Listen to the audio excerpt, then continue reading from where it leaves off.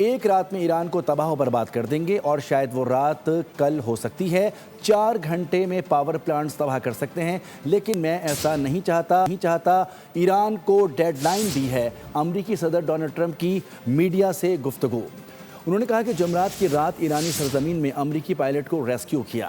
Iran से निकाले गए पायलट की लोकेशन हमें मालूम थी। हमने चकमा देने के लिए 7 मकाम पर ऑपरेशन किया। ऑपरेशन में जिन तैयारों को नुकसान पहुंचा उन्हें 10 मिनट में ठीक किया। हमने रेत में फंसे 2 कार्गो तैयारों को तबाह करने को तरजीह दी। पायलट की मालूमात लीक करने वाले तक पहुंचेंगे, ये सलामती का मामला है।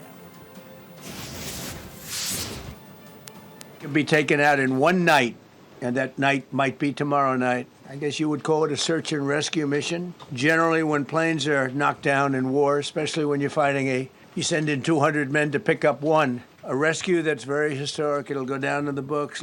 Within hours, our armed forces deployed 21 military aircraft into hostile airspace, many flying at very low altitude, being shot by bullets, and in broad daylight over Iran for 7 hours at times facing very, very heavy enemy fire. We have a helicopter that's got a lot of bullets in it. It's amazing. Striking more than 13,000 targets. The F-15 we lost last week. We didn't talk about the first one for an hour. Then somebody leaked something, which we'll hopefully find that leaker. We're looking very hard to find that leaker. We have one and there's somebody missing. Well, they didn't know there was somebody missing until this leaker gave the information.